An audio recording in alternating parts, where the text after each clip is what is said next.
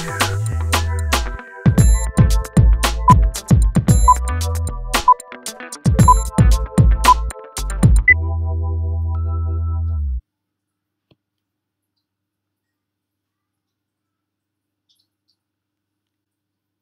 semuanya. Ya, semoga kabar kita semuanya baik. Kali ini Rumah Belajar akan membahas sedikit tentang integrasi dan reintegrasi. Materi pembahasan ini merupakan bagian dari pelajaran sosiologi kelas 11 IPS berdasarkan kurikulum 2013. Bab integrasi dan reintegrasi itu merupakan lanjutan dari pembahasan konflik, kekerasan, dan perdamaian. Nah, apa hubungannya atau mengapa bab ini diletakkan setelah pembahasan mengenai konflik, kekerasan, dan perdamaian? Coba pikirkan.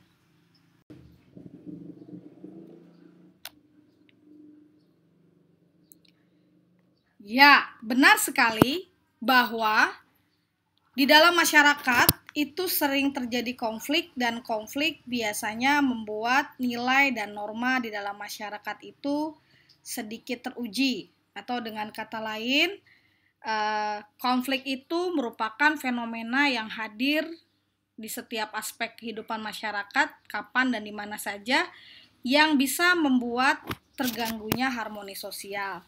Oleh karena itu, pasca konflik akan dilakukan upaya-upaya penanganan konflik seperti pemulihan, akomodasi, seperti misalnya ada mediasi, konsiliasi, dan sebagainya, supaya tujuan akhir dari masyarakat yaitu tujuannya adalah bisa hidup damai secara berdampingan dapat terlaksana. Nah, sebelum kita melangkah lebih jauh membahas mengenai integrasi dan reintegrasi, kita akan lihat dulu apa sih yang menjadi pengertian integrasi sosial. Ingat ya, ada kata istilah sosial di belakang, artinya ini dalam konteks masyarakat.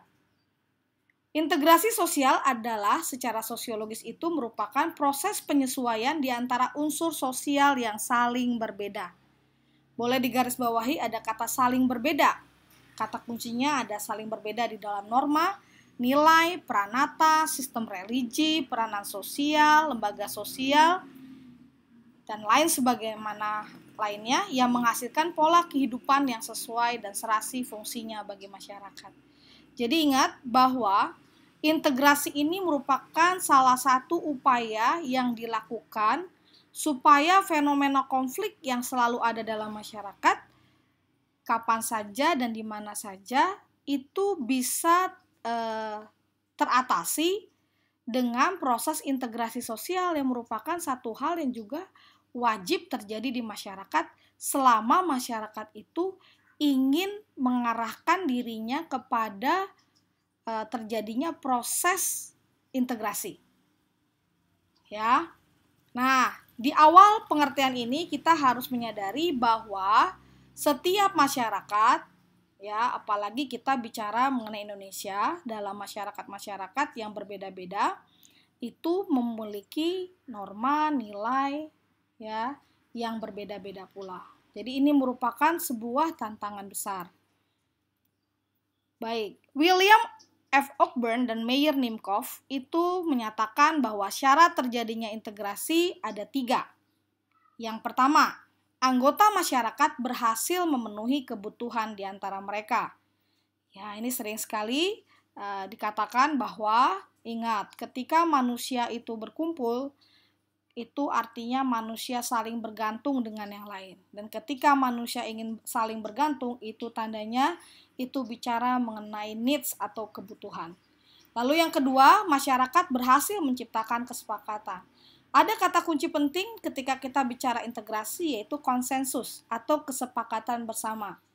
Bayangkan, misalnya saja di dalam sebuah rumah, ini ngomongnya rumah ya, kita harus bisa kompak sebagai sebuah rumah, maksud saya satu keluarga seperti itu, kalau kita memiliki konsensus kesepakatan. Contoh, misalnya satu rumah itu bisa teratur kalau anak-anak tahu apa yang harus dilakukan ketika dia keluar rumah. Seperti itu ya, ada aturan-aturannya. Dan kesepakatan itu bukan hanya untuk anak, tapi juga buat orang tua, supaya semuanya teratur. Begitu.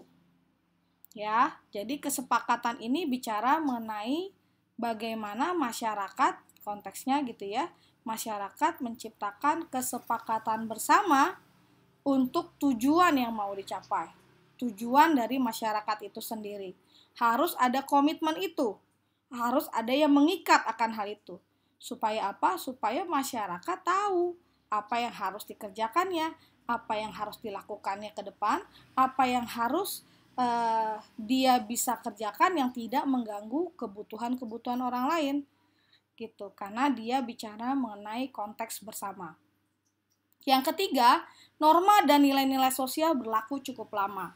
Ya, integrasi itu terjadi karena nilai dan norma berlaku cukup lama. Maksudnya apa? Ini berkaitan dengan definisi dari masyarakat itu sendiri, bahwa masyarakat itu kan terbentuk karena mereka berperilaku satu dengan yang lain dalam memenuhi kebutuhan itu ada aturan, dan itu membutuhkan waktu yang bersama. Jadi norma dan nilai itu juga lahir dari satu kurun waktu kebersamaan. Seperti itu ya. Kesimpulannya, integrasi akan terbentuk apabila sebagian besar anggota masyarakat sepakat mengenai struktur kemasyarakatan yang dibangun, termasuk nilai, norma, dan pranata sosial. Nah, lalu adakah faktor yang mempengaruhi cepat lambatnya integrasi sosial terbentuk? Ya, ada 4 hal yang menjadi faktor yang mempengaruhi cepat lambatnya integrasi sosial itu terjadi. Pertama adalah homogenitas kelompok. Maksudnya apa? Homogenitas kelompok ini maksudnya adalah bahwa kelompok dengan kesamaan yang banyak akan lebih cepat terintegrasi dibanding dengan kelompok yang heterogen. Jadi maksudnya ini adalah kalau masyarakat itu variabel-variabelnya lebih sedikit perbedaannya, itu mereka akan lebih cepat untuk melakukan proses integrasi. Kenapa? Karena perbedaan-perbedaan nilai dan normanya sangat sedikit. Nah, yang menjadi masalah adalah ketika misalnya heterogen.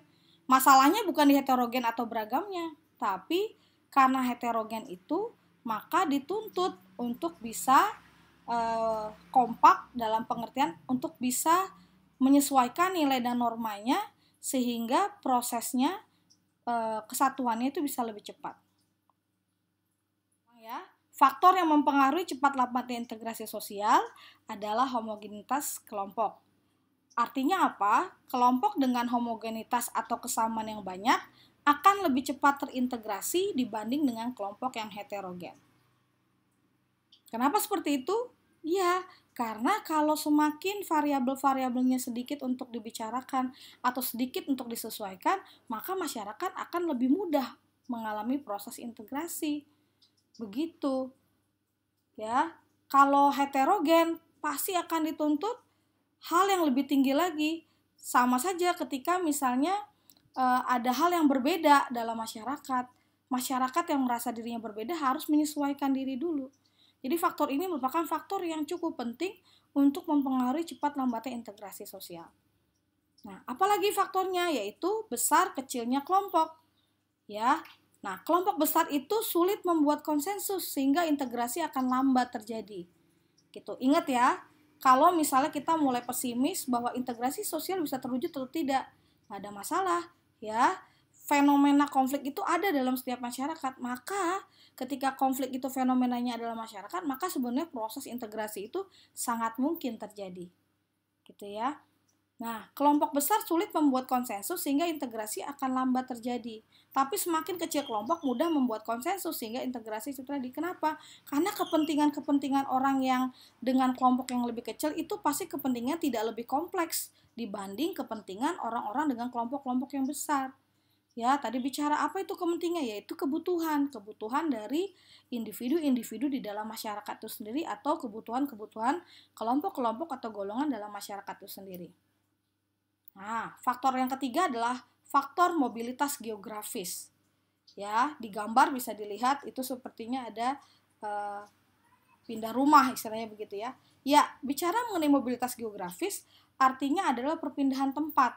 Semakin sering anggota masyarakat datang dan pergi, maka semakin sulit pula proses integrasi sosial.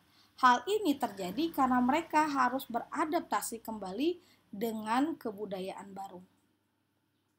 Nah, faktor yang keempat adalah efektivitas komunikasi. Semua menyadari bahwa semakin efektif komunikasi, maka semakin cepat integrasi anggota masyarakat tercapai. Ini menarik sekali, ya. Di gambar lihat, ada orang misalnya ini digambar ya, situ ada ini menggambarkan tentang proses komunikasi yang tidak efektif. Apa itu komunikasi efektif? Komunikasi efektif adalah komunikasi yang terjadi apabila pesan itu terterima dengan baik, gitu ya. Jadi kalau misalnya integrasi anggota itu tercapai, salah satunya adalah mengkomunikasikan satu hal itu secara efektif, harus sampai pesannya dengan baik. Karena kalau pesannya nggak sampai dengan baik, gitu ya, dengan masyarakat memiliki kepentingan-kepentingan berbeda, dengan latar belakang yang berbeda-beda, itu malah bisa terjadi kekacauan. Prosesnya akan jadi melambat. Tapi ketika misalnya komunikasi, baik itu misalnya komunikasi politik atau apapun gitu ya, yang terjadi di dalam masyarakat itu akan lebih mempercepat terjadinya proses integrasi. Nah, saya rasa itu dulu yang mau dibahas. Di sini akan saya tampilkan beberapa poster yang menurut saya cukup mewakili kata-kata kunci dalam proses integrasi. Ya, di sini ada tulisan satu nusa, satu bangsa, satu bahasa Indonesia. Bersatu kita teguh, bercerai kita runtuh. Ya, gambar ini cukup mewakili, yaitu ketika kita bersatu, artinya setiap kepentingan-kepentingan kelompok-kelompok, setiap kepentingan dalam daerah atau setiap kepentingan dalam golongan itu konsensusnya adalah untuk Bhinneka Tunggal Ika. Konsensusnya adalah untuk Indonesia, untuk bangsa. Seperti itu. Ini kata poster yang pertama. Poster yang kedua, ini ada kata kunci, buktikan dengan aksi, tidak dengan ucapan. Kalau kita menerima perbedaan budaya, ya betul. Ya, kadang-kadang kita bilang enggak, saya mengakui bahwa perbedaan itu merupakan satu kekuatan. Tetapi begitu kita mengalami perilaku yang tidak sesuai, gitu ya, yang kita mau, yang tidak inginkan, omongan kita habis gitu. Kenapa? Kita stereotip terhadap orang lain. Terus kita lihat, budaya saya lebih bagus, masuk ke paham primordialisme atau etnosentrisme. Jadi nggak sinkron. Jadi poster ini cukup bagus. Lalu toleransi. Ya, kata kunci untuk menghindari konflik salah satunya dari proses akomodasi adalah toleransi. Toleransi merupakan kunci untuk menyelamatkan keberagaman yang ada. Ya, salah satu integrasi normatif istilahnya itu adalah Bhinneka Tunggal Ika. Jadi norma Bhinneka Tunggal Ika inilah aturan atau kesadaran tentang bahwa berbeda-beda tetapi satu jua lah yang membuat kita boleh toleran terhadap yang lain. Kita boleh bertoleransi. Toleransi artinya nggak kekeh dengan apa yang kita anggap paling benar. Ingat ya, di konteks masyarakat multicultural itu adalah memang berbeda-beda, tetapi yang harus dipahami adalah kata kunci kesederajatan. Kalau kita mengenai konsep kesederajatan, pasti kita bisa toleran, ya, toleran terhadap keberagaman. Oke. Berikutnya di sini menurut saya posternya sangat bagus, ya, mewakili, yaitu ada bijak berkata, maju bersama, Indonesia sejahtera. Ingat, tujuan akhir dari integrasi adalah terjadinya proses terciptanya masyarakat yang damai. Damai yang pasti saja sudah memenuhi kebutuhan manusia atau mengalami kesejahteraan. Jadi kuncinya itu, ya, maju bersama, Indonesia sejahtera. Nah, ini ada poster yang hentikan kebencian, mulailah berdamai. Ya, ini bicara mengenai bahwa nilai dan norma keyakinan, ya, keyakinan setiap part of masyarakat itu berbeda-beda. Jadi nggak boleh benci. Kenapa? Karena sudah ada standar-standar iman yang harus dipegang oleh masing-masing keyakinan. Tidak boleh ada yang merasa lebih baik atau lebih tinggi. Jadi bicara mengenai ini merupakan bicara mengenai hak ajasi yang paling tinggi dalam diri masing-masing individu ya, atau bicara dalam konteks masyarakat, di mana kita tidak boleh membenci, tapi mulai menjadikan perbedaan keyakinan itu sebagai suatu cara kita untuk berdamai. Karena semua keyakinan dan agama yang ada di Indonesia itu tidak ada yang merusak. Ya, aturannya nggak ada perintah-perintah agama itu nggak ada yang merusak. Semua adalah untuk mencapai kebaikan. Katanya cinta Indonesia, tapi mengapa Bhinneka Tunggal Ika dilupakan? Kadang-kadang kita fokus pada perbedaan, tapi seharusnya kita fokus dengan kesederajatan dalam perbedaan. Jadi kita tidak melanggar kesadaran bahwa berbeda-beda itu tetapi satu. Bicara mengenai bangsa. Ya, ini poster terakhir ada Together We Can Make a Great Indonesia. Bersama-sama kita dapat menciptakan Great Indonesia, Indonesia yang besar. Ya, ketika integrasi boleh terjadi, maka disitulah terjadi masyarakat yang hidup dan damai. Saya rasa itu saja penjelasannya. Terima kasih. Sampai ketemu di pembahasan berikutnya.